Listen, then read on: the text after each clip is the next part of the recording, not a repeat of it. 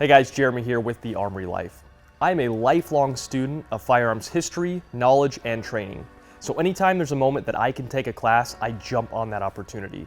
My most recent class was with Rob Orgel at ER Tactical doing a Pistol 3 class.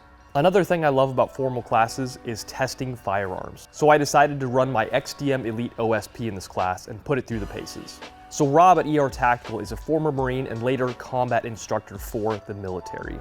One thing that I really value about Rob at ER Tactical is that everything that he teaches is based on experience and testing and proving theories.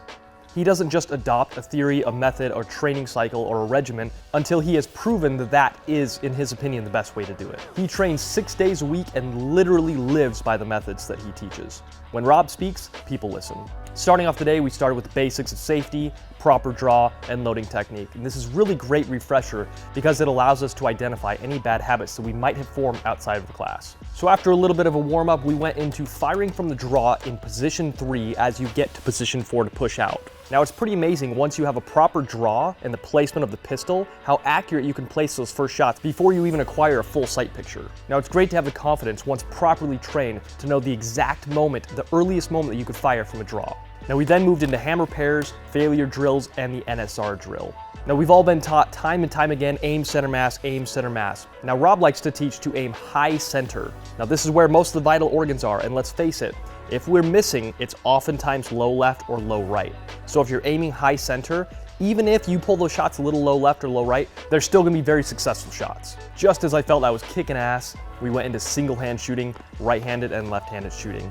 I'm cross-eye dominant, so it's a little bit harder for me to pick up those sights. Luckily though, I was running the Vortex Venom red dot, which made that task a lot easier to place those shots on target accurately. I made a mental note to continue my practice in single hand shooting to bring that skill up to par. After we were all feeling pretty good with single hand shooting, we introduced a movement, forward movement and backwards movement.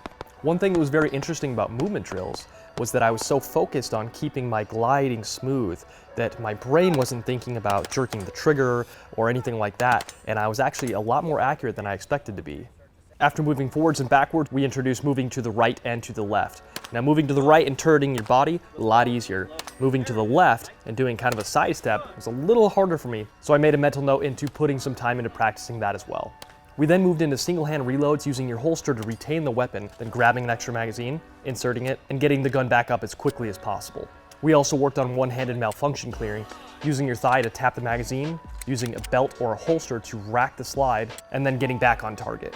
Now these are really great drills, and it's something we don't practice much, but could very well be something that might save your life. Coming to a close, we worked on firing from supine. Now that's essentially firing from laying on your back. This actually turned out to be a lot easier than I expected because you have a very stable platform from lying down, and your chest to support your arms while aiming to give you a nice steady sight picture. One cool thing about this drill that it teaches no matter what, you are not out of the fight. Even if you get knocked down, even if you're on the ground, you can still fight from that position. As a final exercise of the day, we introduced all those things into one course. We ran about 50 yards and then we began the course moving left, forwards, right, backwards, and then left again.